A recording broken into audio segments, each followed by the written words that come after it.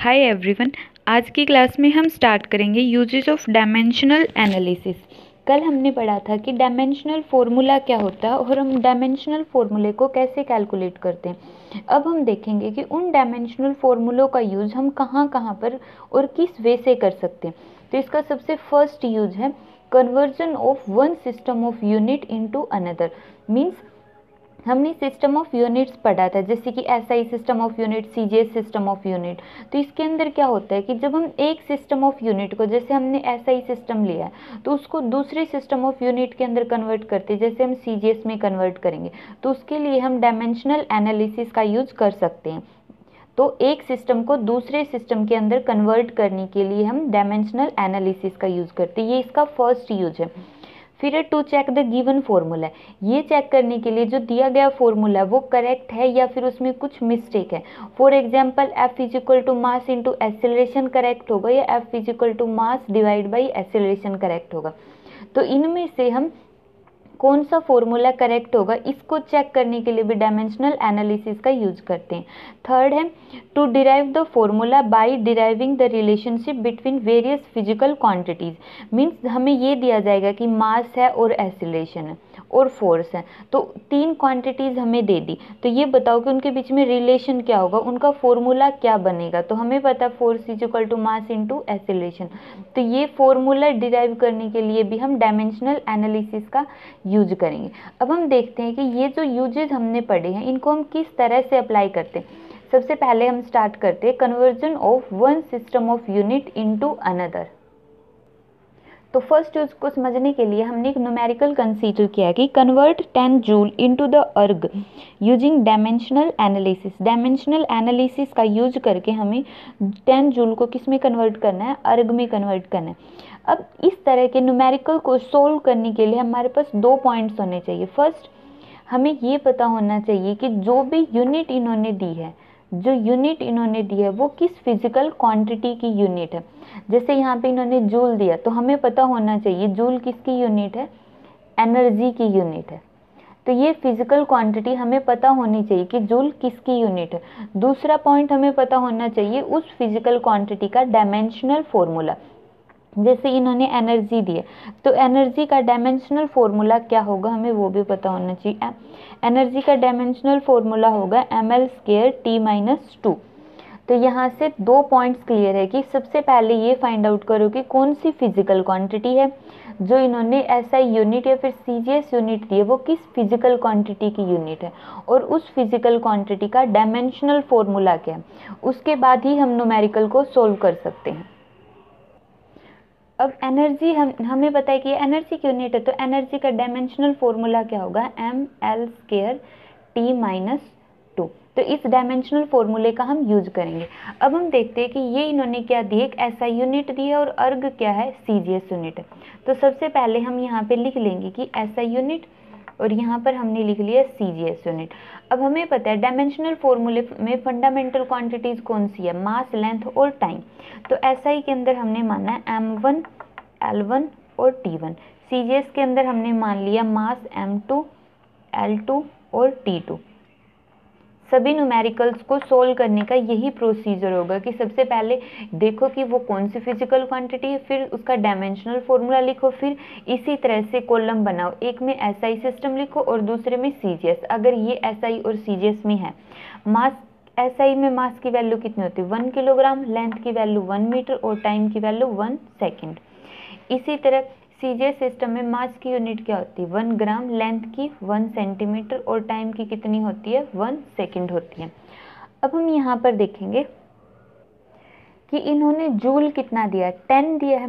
तो यहाँ पे हमने जूल एक एसआई यूनिट है, तो N1 की वैल्यू दी है 10 और N2 की हमें निकालनी है, क्योंकि इन्होंने बोला है कि कितने अर्ग होंगे, 10 जूल में कितने अर्ग होंगे। इनका क्वेश्चन ये है कि 10 joule is equal to how many erg. तो यहाँ से हमें N2 की वैल्यू कैलकुलेट करनी। इसको कैलकुलेट करने के लिए सबसे पहले हम इन दोनों के बीच में रिलेशन समझेंगे। फॉर एग्जाम्पल हमने एसआई सिस्टम मास का लिया है, तो मास कितना होगा यहाँ पे 1 किलोग्राम। ये सिर्फ इस क्वेश्चन को सोल्व करने से पहले हम समझने के लिए ले रहे हैं कि जो SI यूनिट है, for example SI unit mass की कितनी है 1 किलोग्राम। तो CGS सिस्टम के अंदर मास की यूनिट क्या होगी 1 ग्राम। अब हमें इनका रिलेशन निकालना है। रिलेशन कैसे निकालेंगे? मास को हम कैसे लिख सकते हैं? m1, मास के अंदर तो सिर्फ m का डायमेंशन 1 होता है, l का डायमेंशन कितना होगा 0, और टाइम का डायमेंशन कितना होगा वो भी 0। तो SI के अंदर हम क्या लेते हैं m1, l1 और t1 मानिए, तो हमने ये मान लिया 1 किलोग्राम है, तो यहाँ पे हमने n1 की वैल्यू कितनी ले ली 1 ले ली। n1 कितना 1। इसी तरह यहाँ पे भी कितना होगा m2, मास से ग्राम भी किसकी यूनिट है मास की, तो मास का डायमेंशन 1, L2 का डायमेंशन 0 और टाइम 2 का डायमेंशन भी 0। अब 1 किलोग्राम कितने ग्राम के इक्वल होगा 1000 ग्राम के, तो यहाँ पे आएगा N2। 1 किलोग्राम इक्वल है 1000 ग्राम के, तो इसका मतलब ये पूरी क्वांटिटी किसके ही इक्वल होगी, इस पूरी क्वांटिटी के। मीन्स बेसिकली इसमें हमने लिया क्या है, हमने सबसे पहले मास कंसीडर किया, मास को हमने सबसे पहले SI में लिया, फिर उसको CGS में कंसीडर किया, फिर हमने मास का डायमेंशनल फॉर्मूला लिखा और CGS में भी मास का डायमेंशनल फॉर्मूला लिख लिया। फिर कितना दिया हुआ है, कितनी किलोग्राम मास है, उसकी वैल्यू को हमने N1 माना, और CGS के अंदर उसमें जो वैल्यू आई उसको हमने मान लिया N2। तो यहाँ से हमारे पास ये रिलेशन निकल गया N1 और N2 के अंदर। इसी तरह यहाँ पे भी एक रिलेशन निकलेगा। अब इस फॉर्मूले में तो हमें पता है कि 1 किलोग्राम 1000 ग्राम के इक्वल होता है, तो यहाँ से N2 की वैल्यू आ गई 1000 ग्राम। लेकिन अब हमें यहाँ पे ये नहीं पता कि 1 जूल के अंदर कितने अर्ग होते हैं। मान लेते अगर हमें यहाँ पे ये ना पता होता है कि 1 किलोग्राम कितने ग्राम के इक्वल होता है, तो हम यहाँ पे मान लेंगे N2 ग्राम। अब N2 की वैल्यू हम कैसे कैलकुलेट कर सकते हैं अगर हमें नहीं पता है, तो N2 की वैल्यू हम कैलकुलेट करेंगे N1, M1, L1, T1 0 0 1 और डिवाइड बाई इसका डायमेंशनल फॉर्मूला हमने नीचे कंसीडर कर लिया। इस तरह से हम N2 की वैल्यू को कैलकुलेट कर लेंगे। तो यहाँ से N2 का फॉर्मूला हमारे पास बनता है N1 M1 divide by M2, L1 divide by L2 और T1 डिवाइड बाई T2। ये अब पावर कितनी होगी, यहाँ पे तो पावर किसकी थी, सिर्फ मास की पावर थी, क्योंकि SI सिस्टम के अंदर हमने यूनिट किसकी ली थी, ओनली मास की। लेकिन इसमें SI सिस्टम के अंदर यूनिट किसकी है, जूल की। तो यहाँ पे देखो मास की कितनी पावर है 1, लेंथ की कितनी पावर है 2 और टाइम की कितनी पावर है -2। तो डायमेंशनल फॉर्मूले का यूज यहाँ पे पावर डिसाइड करने में करते हैं कि m की पावर यहाँ से कितनी आएगी, वो डायमेंशनल फॉर्मूला बताएगा। तो यहाँ से देखो मास हमने कितना माना है 1 किलोग्राम, तो m1 की जगह हम वैल्यू पुट करेंगे 1 किलोग्राम, 1 किलोग्राम। m2 की जगह वैल्यू कितनी है 1 ग्राम और उसकी पावर 1। फिर L1 की जगह वैल्यू 1 मीटर, L2 की वैल्यू कितनी है 1 सेंटीमीटर और उसकी पावर 2। टाइम की वैल्यू दोनों साइड 1 सेकेंड है, 1 सेकेंड डिवाइड बाई 1 सेकेंड और उसकी पावर -2। तो ये तो कैंसिल होके 1 ही आ गया। यहाँ से N1 की वैल्यू कितनी है 10, 1 किलोग्राम और नीचे है ग्राम, तो इसको ऊपर कन्वर्ट कर लेंगे। 1 किलोग्राम के अंदर कितने आ गए 1000 ग्राम डिवाइड बाई 1 ग्राम और पावर 1। 1 मीटर को भी सेंटीमीटर में कन्वर्ट करेंगे, 1 metre is equal to 100 centimetre divide by 1 centimetre और उसकी पावर 2। सेंटीमीटर से सेंटीमीटर कैंसिल, ग्राम से ग्राम कैंसिल, यहाँ से आ गया अंदर 1000 और यहाँ पे 100 का स्क्वायर, 100 का स्क्वायर मीन्स 10,000। तो यहाँ से 10 की यूनिट कितनी पावर आ गई 10 की, 10 into 10 raise to the power 7 mean 10 raise to the power 8। तो यहाँ से N2 की वैल्यू आ गई 10 रेज टू द पावर 8। हमें N2 की ही वैल्यू निकालनी थी, तो इसका कंक्लूजन क्या निकलता है 10 joule is equal to 10 raise to the power 8 erg. ये आ गया relation, 10 joule is equal to 10 raise to the power 8 erg, और 1 जूल निकालना हो तो 10 रेज टू द पावर 7 अर्ग आ गया। तो ये रिलेशन, ये वैसे हमें याद भी होना चाहिए और हम इसको इस तरह से डिराइव भी कर सकते हैं। अब इसको अच्छे से समझने के लिए हम इसका एक न्यूमेरिकल और कंसीडर करते हैं। तो नेक्स्ट न्यूमेरिकल है हमारे पास कन्वर्ट 10 न्यूटन इनटू डाइन। तो वही सबसे पहला स्टेप क्या होगा, सबसे फर्स्ट स्टेप है ये फाइंड आउट करना है कि जो न्यूटन है वो कौन सी फिजिकल क्वांटिटी की यूनिट है। हमें पता है न्यूटन किसकी यूनिट है, फोर्स की, और डाइन इसमें सीजीएस सिस्टम के अंदर है, ठीक है। तो न्यूटन इसकी एसआई यूनिट है और डाइन इसकी सीजीएस सिस्टम के अंदर फोर्स की यूनिट है। अब सेकंड स्टेप क्या होगा, first step quantity find out करने की, जो यूनिट है वो कौन सी फिजिकल क्वांटिटी है।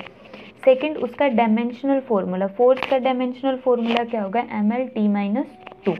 तो ये दो स्टेप अगर हमें पता है तो हम न्यूमेरिकल सोल्व कर सकते हैं, और अगर नहीं पता तो उस टाइम पे उस न्यूमेरिकल को हम सोल्व नहीं कर सकते। तो सबसे इम्पॉर्टेंट है कि हमें उस क्वांटिटी का पता होना चाहिए और उसके डायमेंशनल फॉर्मूले का। थर्ड स्टेप क्या होगा, सबसे पहले हम लिखेंगे एसआई सिस्टम और फिर हम लिखेंगे सीजीएस सिस्टम, क्योंकि ये इन्होंने एसआई सिस्टम दिया है और ये सीजीएस सिस्टम दिया। तो सबसे पहले हम लिख लेंगे। अब देखते हैं कि इसमें तीन फंडामेंटल क्वांटिटीज़ है, मास, लेंथ और टाइम। तो लिख लेंगे यहाँ पे मास, लेंथ और टाइम। फंडामेंटल क्वांटिटीज़ है, मास एसआई में कितने में होता है, किलोग्राम में, लेंथ 1 मीटर में और टाइम 1 सेकेंड में। इसी तरह सीजीएस सिस्टम के अंदर मास m2, लेंथ l2 और टाइम t2। मास किस में होगा, 1 ग्राम में, लेंथ 1 सेंटीमीटर में और टाइम 1 सेकेंड में। अब 10 न्यूटन दिया तो n1 की वैल्यू 10 है और n2 की वैल्यू हमें कैलकुलेट करनी। फॉर्मूला वही होता है n2 = n1, ऊपर क्या होता है m1 m2 l1 / l2 t1 / t2, ठीक है। यही फॉर्मूला ऊपर, यहाँ पे अगर 1 है तो ऊपर भी हर जगह क्या होगा 1। तो यहाँ से देखो m का रेशियो, m की पावर यहाँ से कितनी है, m की पावर है 1, तो हमने m की पावर पुट की 1। l की पावर यहाँ से कितनी है 1 और t की पावर कितनी है -2। तो डायमेंशनल फॉर्मूले का यूज हमने यहाँ पे कर लिया। अब हम देखते हैं n2 = n1, मास किस में होगा 1 किलोग्राम में और इसकी पावर है 1। इसी तरह लेंथ किस में 1 मीटर में डिवाइड बाई 1 सेंटीमीटर और इसकी power 1 second divide by 1 second और इसकी पावर -2। ये तो कैंसिल ही हो गया 1 सेकेंड से 1 सेकेंड। तो यहाँ से देखो n1, 1 kilogram means 1000 gram divide by gram और इसकी power 1 metre means 100 centimetre divide by 1 centimetre और पावर 1। सेंटीमीटर से सेंटीमीटर, ग्राम से ग्राम कैंसिल। n1 की वैल्यू 10 है, यहाँ से आ गया 1000 और यहाँ से आ गया 100। तो यहाँ से कितने आ गए 10⁻6। तो हमारे पास रिजल्ट बनता है n2 की वैल्यू आई यहाँ से n2 = 10⁻6 मीन्स 10 न्यूटन = 10⁻6 डाइन। और अगर हमें पता है 1 न्यूटन किसके इक्वल होगा 10⁵ डाइन, ये हम याद भी रख सकते हैं यहाँ से डायरेक्ट। बट पूरा का पूरा न्यूमेरिकल सोल्व करने का यही मेथड है। सबसे पहले देखो कि जो यूनिट दी है वो कौन सी फिजिकल क्वांटिटी की यूनिट है और उसका डायमेंशनल फॉर्मूला क्या है। उसके बाद लिखो कि अगर वो एसआई में दिया तो एक साइड में एसआई लिखो और दूसरी अगर सीजीएस में कन्वर्ट करनी है तो दूसरी साइड में हम सीजीएस में लिखेंगे और यहाँ से हम इस फॉर्मूले का यूज करेंगे अगर हमें n2 निकालना है। और अगर n1 निकालना है तो हम यहाँ से n1 की वैल्यू कैलकुलेट कर देंगे। यहाँ पे n1 की वैल्यू 10 दी है तो हमने 10 पुट कर लिया। अगर n1 की वैल्यू कोई भी दी हो, जैसे 6.3 × 10⁵ दी है, तो इसकी जगह n1 की जगह हम एज इट इज यही वाली वैल्यू लिखेंगे जो इन्होंने दी हुई है और इसी तरह से हम n2 की वैल्यू कैलकुलेट कर लेंगे। तो ये था हमारा इसका डायमेंशनल एनालिसिस का फर्स्ट यूज कि किस तरह से हम डायमेंशनल फॉर्मूले का यूज करते हैं एक सिस्टम ऑफ यूनिट को दूसरी सिस्टम ऑफ यूनिट के अंदर कन्वर्ट करने के लिए।